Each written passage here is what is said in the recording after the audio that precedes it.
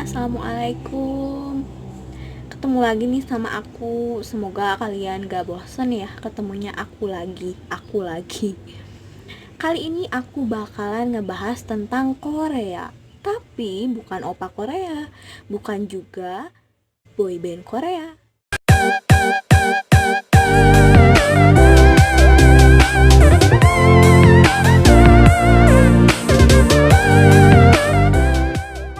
Aku bakalan ngebahas tentang drama Korea yang lagi hits belakangan ini. Judulnya It's Okay to Not Be Okay atau Psycho But It's Okay. Walaupun udah berakhir di minggu kemarin drama ini, tapi rasanya kita gak bisa move on deh dari drama yang sebagus itu.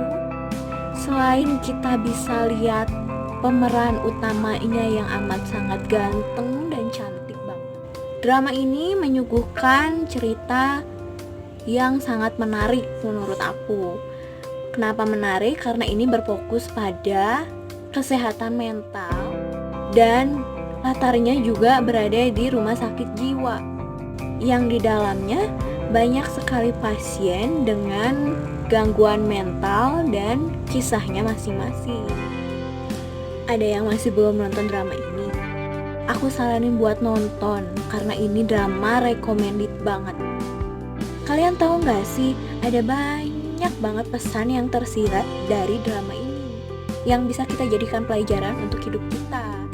Apa aja sih pelajaran yang bisa kita dapatkan dari drama ini? Kalian harus stay terus ya sampai akhir, jangan kemana-mana.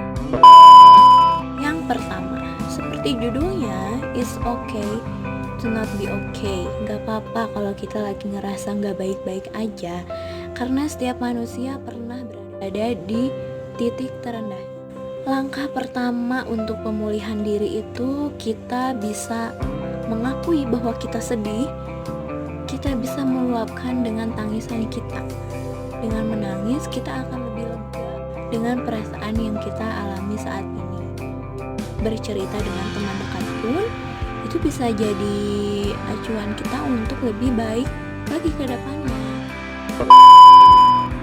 Ingat gak kalian scene dimana Gangtae nemuin Moonyoung saat sedang sangat emosi di toko buku tempat perilisan buku terbarunya Moonyoung?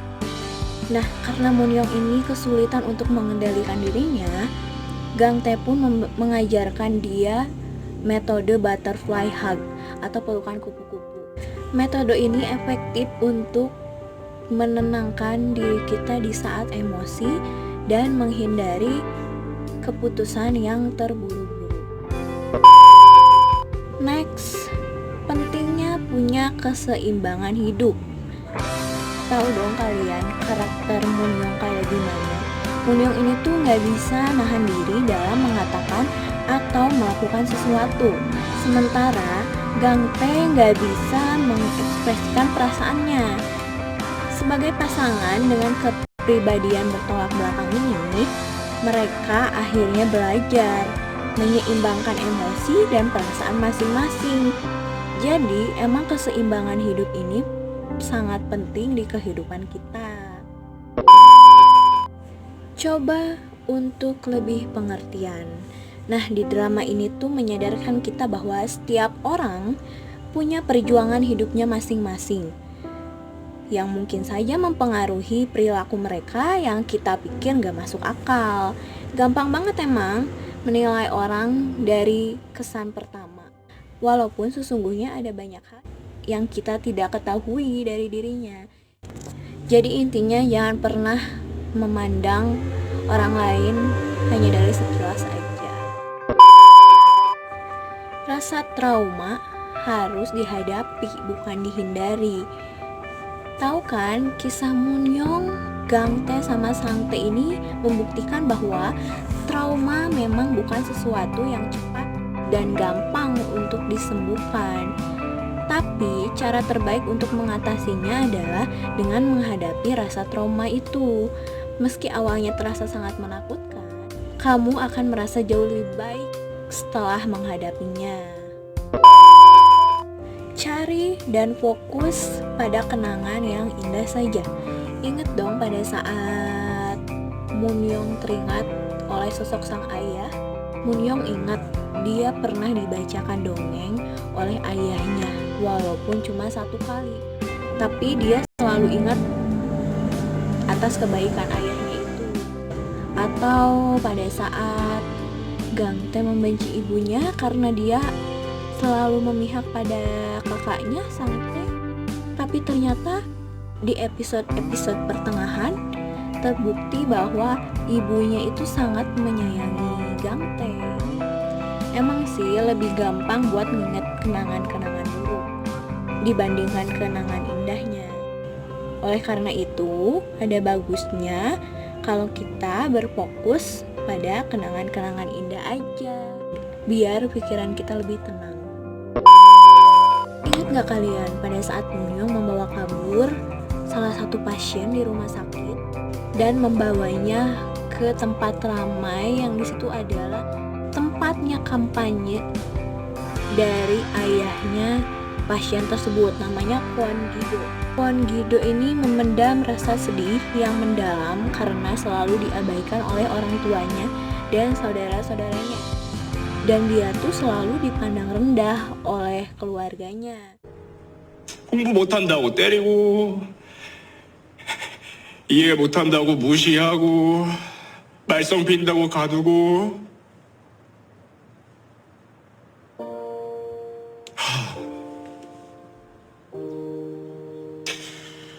나도 같은 자식인데 Dia terlihat sangat puas pada saat mengutarakan perasaannya itu dan kondisinya itu menjadi lebih baik. Jadi memang gak baik kalau kita memendam perasaan kita.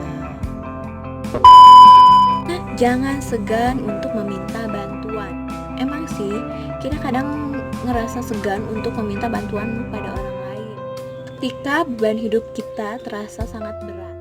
Tapi ada baiknya kita harus berani meminta bantuan.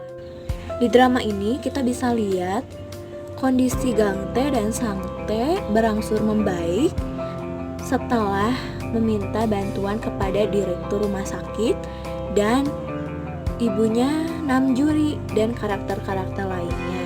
Jadi intinya kita harus berani meminta bantuan kepada orang lain ketika kita membutuhkannya. Yang selanjutnya, ini nasihat yang diberikan oleh Sangtae Oppa. Kata Sangtae Oppa, lebih baik popo dibandingkan berkelahi. Popo apa sih, Rin? Popo itu cari aja di Google lah ya. Sangtae Oppa menjelaskan kepada adiknya Gangtae bahwa lebih baik mencintai dibandingkan berkelahi. Hindari perkelahian sebisa mungkin dan jangan biarkan konflik merusak hubungan kita. 찌고 문씨고 성도 다르고 호적에도 없고 가족은 아니지만 그냥 가족 같은 사이지 가족 같은. Keluarga nggak harus dari satu garis keturunan. Kita memang nggak bisa memilih kita ingin terlahir dari keluarga mana, kita ingin terlahir dari siapa. Tapi kita bisa membangun keluarga baru dengan orang-orang terdekat kita. Di drama ini, Moonhyung, Gangtae, dan Sangtae membuktikan bahwa keluarga yang sesungguhnya adalah orang-orang yang saling mencintai dan bisa menerima satu sama lain. Perjuangkan kebahagiaanmu. Keadaan yang tidak terduga memang bisa mempengaruhi kebahagiaan kita, namun jangan pernah biarkan orang lain atau peristiwa apapun merenggut kebahagiaan kita. Trauma yang dialami Gangtae dan Moonhyung ini membuat mereka sulit merasakan kebahagiaan yang tulus. Walau begitu, mereka berani mengambil keputusan yang berbeda supaya mereka lebih bahagia.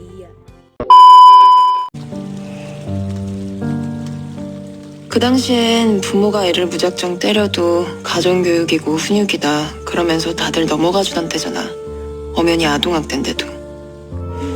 우리 뭐하고 놀지? 결국 자기 방어 기제로 다른 인격이 만들어진 건데 부모는 애한테 귀신이 쓰였다면서 동네 무당집에 수양딸로 팔아버렸어. Yang terakhir, jangan pernah membiarkan kejahatan terus terjadi.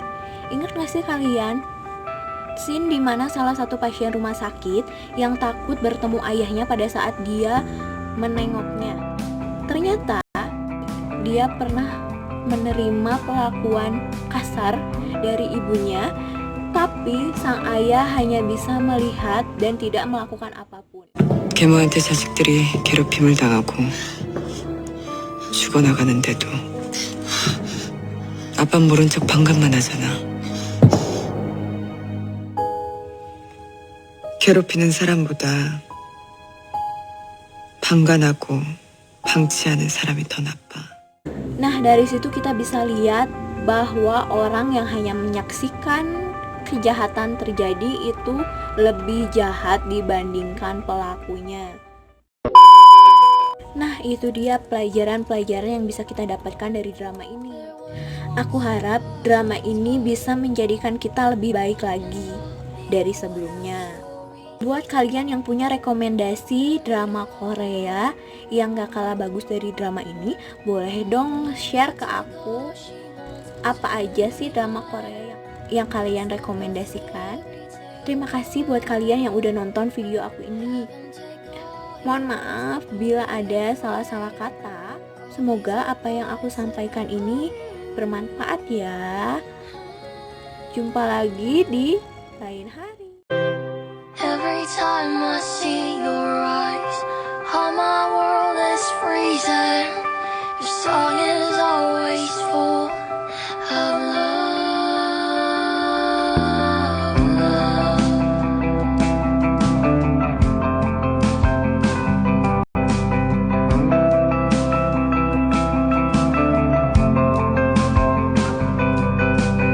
Every time I see your eyes, all my world is freezing.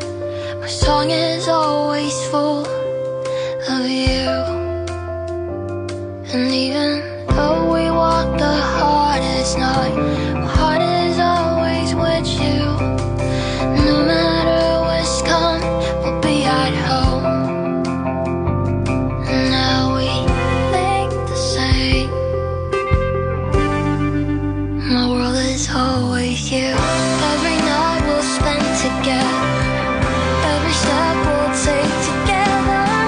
This is where our stories begin. I'm lighting up, lighting up, lighting up your world. So many of my smiles begin with you. I'll be the same wherever we are. I'm gonna give you more, I'll tell you. I'm lighting up, lighting up, lighting up your world.